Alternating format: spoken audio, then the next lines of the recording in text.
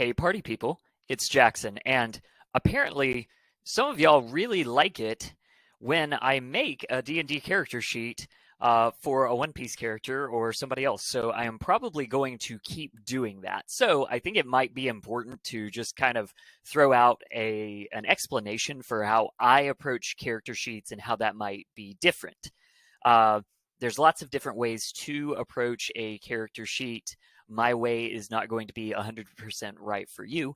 But on the other hand, I have played this game literally thousands of sessions with hundreds of people. I've played professionally. I've gotten to see a lot of these classes and races in action, not only from me playing them, but from seeing a diverse array of players getting to play with these features and asking, okay, does this work? And is it fun? And is it fun for everyone else at the table? Whether I'm making a character sheet for a YouTube video or whether you're sitting down at a professional game with me and I'm helping you create that character, because it's very important to have that firm foundation before you start playing the game.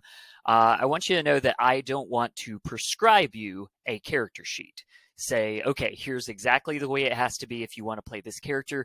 That's not what I want to do. I want you to know the tools that you have available to make the sheet your own. I want to kind of show you the sandbox and make sure that you can navigate it. And if you wind up going with my solution anyway, that's fine. I just want you to know what the options are. Usually when I've had chats with someone about building their character, I spend half of my time helping them find what exactly they want, and half the time just letting them know that options exist. And they'll be like, what? I didn't know that was in this book. And that's okay. Like 5th edition D&D is getting pretty bloated. Let's say that I'm, making Usopp in D&D. That character can be used in one shot. You could just copy paste exactly what I've done. You could use it in a One Piece campaign, or you could use it in a non-One Piece campaign, or it could just be a spot of inspiration.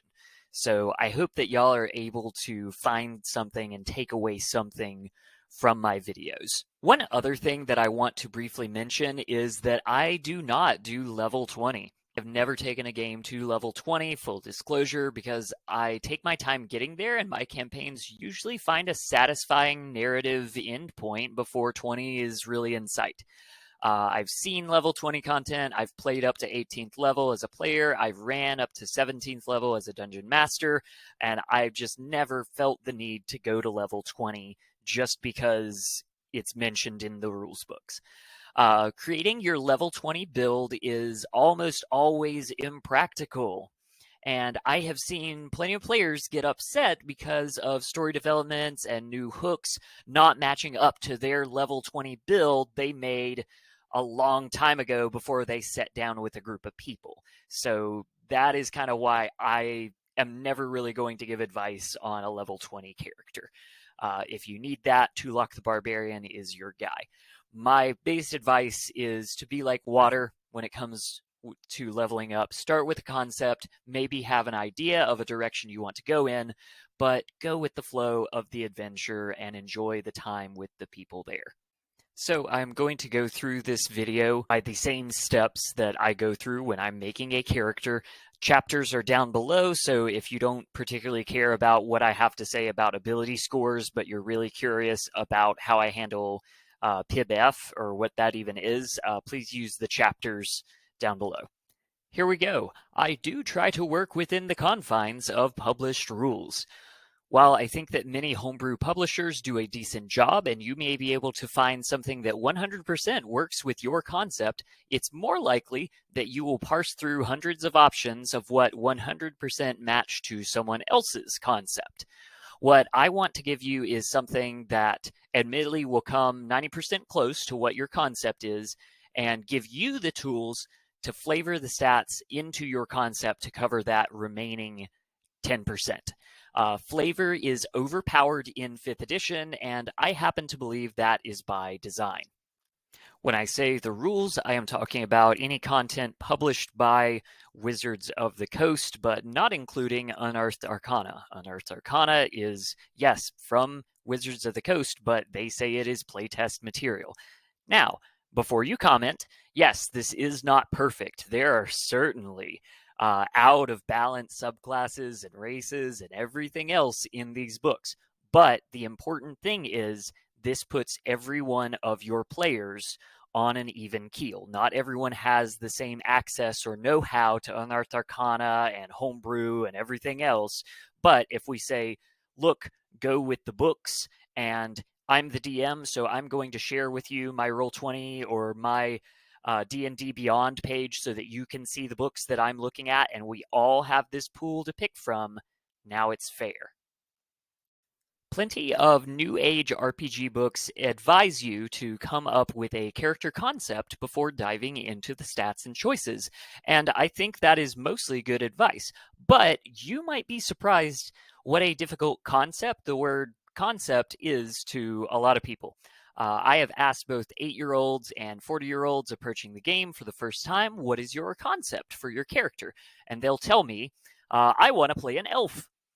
And that's valid, but it doesn't really get to the point to be able to help you. Is your elf casting spells? Are they snooty and swinging a rapier? Do you just want to play an elf maiden because they're hot? This is how we dig in further, but I'd rather start with the question, what do you want to do? What do you want your character to do in the game? That's when the 8-year-old will tell me, I want to light things on fire with my magic. And the 40-year-old will tell me, oh, I want to play an elf because I want an air of aged wisdom to spout omens in tense situations. And also I want to light things on fire with my magic. This also encourages them to start getting in the mindset of, hey, a role-playing game is where I, the DM, will tell you some stuff around you, and you will tell me how you respond to it. It's encouraging, right off the bat, active characters and active players rather than passive ones. In my first How to Make a D&D Character Sheet video on YouTube, I talked about Usopp. And while, it's kind of a funny gag that I wound up making 3 Usopps, one of whom is definitely not Usopp and is definitely Sogeking, it does start to illustrate the point that you can have a lot of different concepts emerging from the same character or the same idea. So there again, rather than saying like, oh, my concept is I want to play Usopp, ask the question, what do you want to do? And the answer is, oh, I want to be a brave warrior of the sea who uses hockey with some sniping, or I want to be the ultimate sniper, or I want to be the biggest help to the crew that I can be so that I can live up to my father's example of being a great sniper of the sea. Those are 3 different character concepts that you will get to how someone wants to play their Usopp by just asking the question, what do you want to do? For ability scores, standard array or point buy will do. If I'm making a YouTube video about making a character sheet, I'm always going to use point buy, at least what I can foresee for now. I do advise if you're sitting down with your table, do what I do when I'm sitting down with my tables and roll as a team. Take your 4d6 and drop the lowest. Make it a whole thing, have everybody take turns rolling, and then you get 6 numbers that everybody shares. So there you still get the randomosity, but everyone is on an even keel. Rolling for stats individually leads to wildly different stats that will have a negative effect on your game when one player is suddenly succeeding 20% more of the time because they rolled better one time than another player. This is not your fault. This is not the dice's fault. This has to do with 5e's design and bounded accuracy. Do not have everyone at the table roll individual stats, I implore you. Quick point about race, it means nothing. The stats mean something. Everything else is just flavor text. You can choose the Tabaxi stat list and not actually be a cat person. I already did that with Usopp. As long as the stats are balanced with other players, you are fine. Do not limit yourself to all dwarves must be this way. Seek to make your dwarf the way you want your dwarf to be. I recommend always turning on the Customize Origin feature.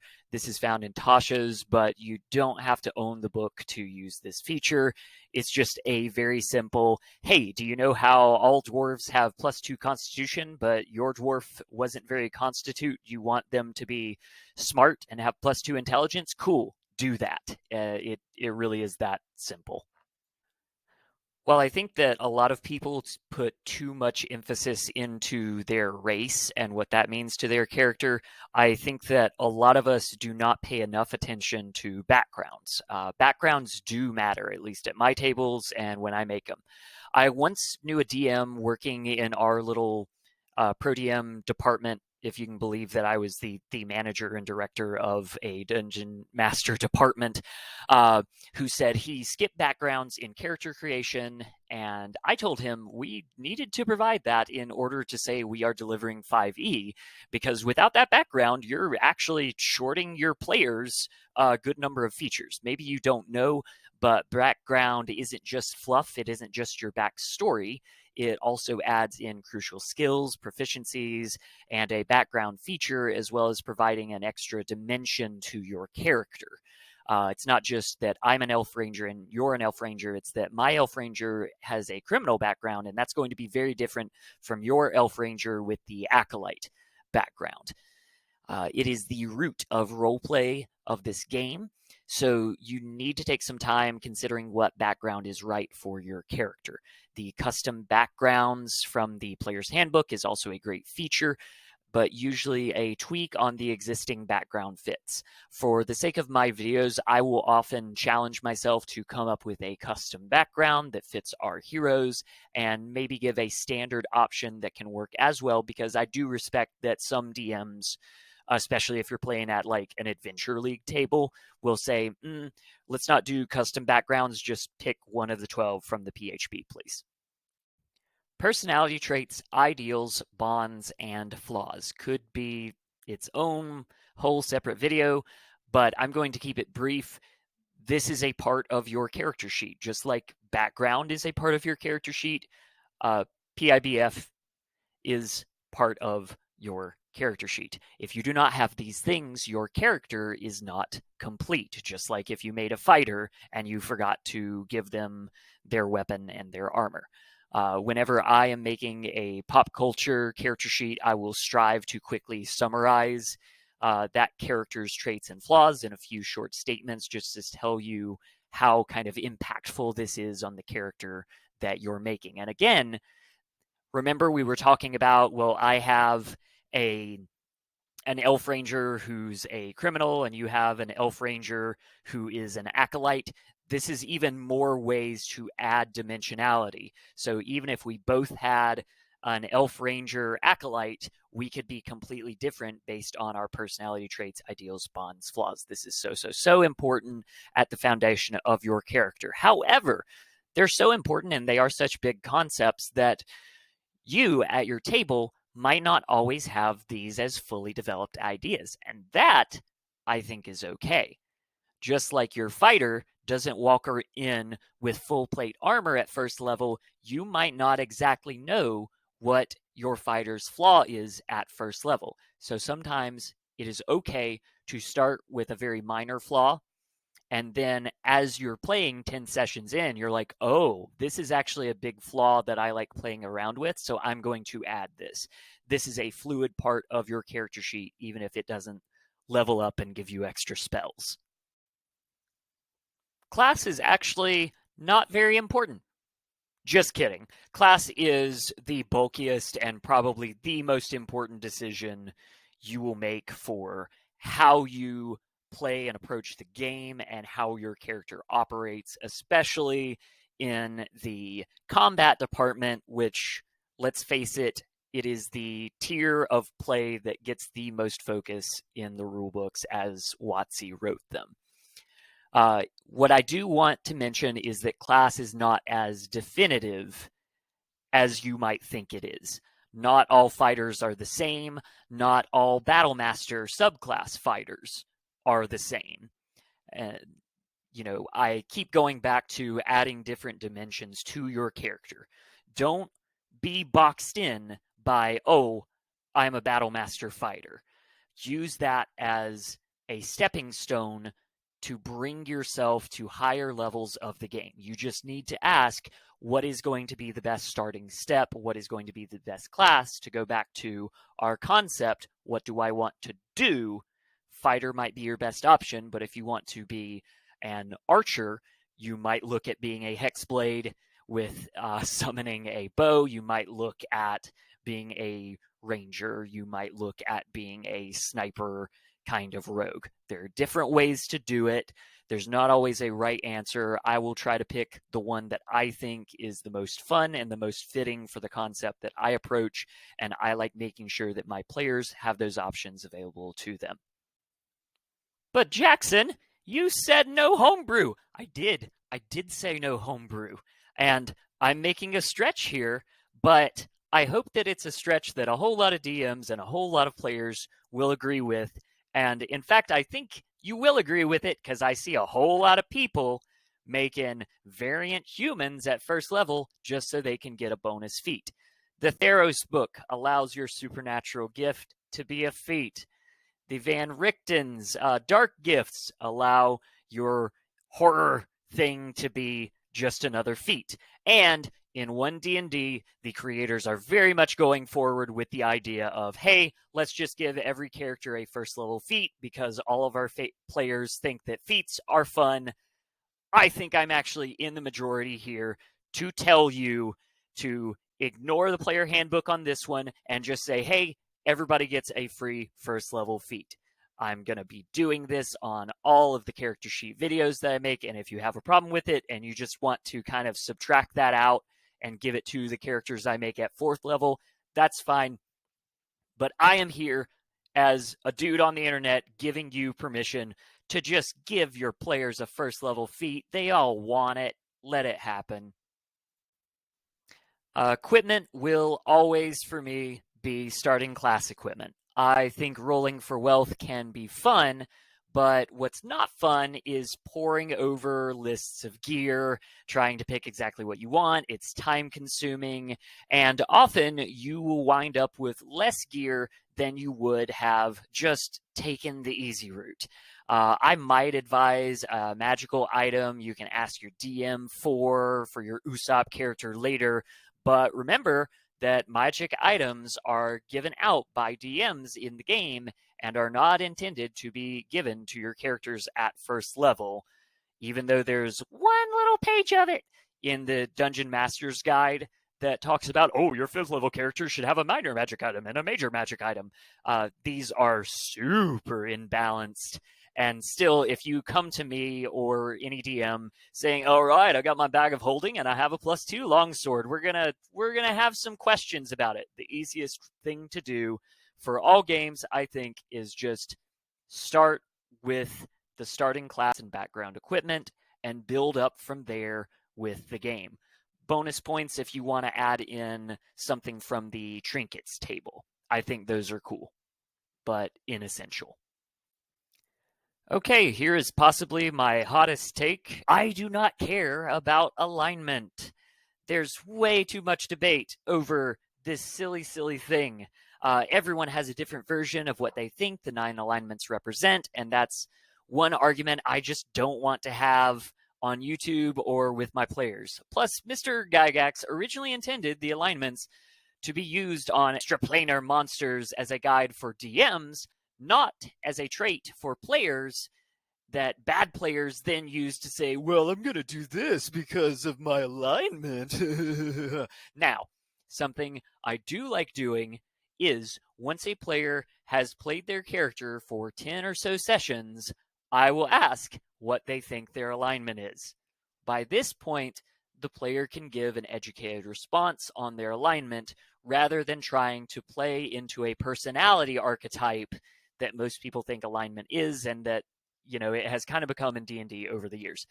And this also, when you wait till that point, when you're at like 10th level or something, it matters more in the cosmic sense when their mortal acts are being observed by greater beings. So we're actually getting back to the root of classic D&D by saying, look, let's not write it down at first level.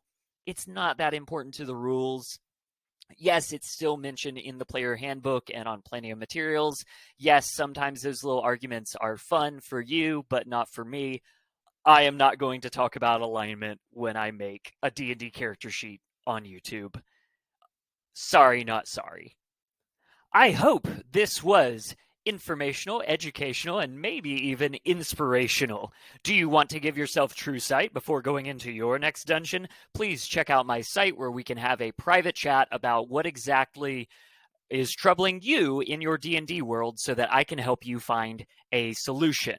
Check out some of my other videos, including ones where I actually get to talk about real character sheets and not just my theory behind them. Yes, this rambled for a while, but it means I don't get to ramble at the front of every one of those videos. So you're welcome. Above all, everybody, grant yourself true sight and have a nat 20 day. Bye-bye.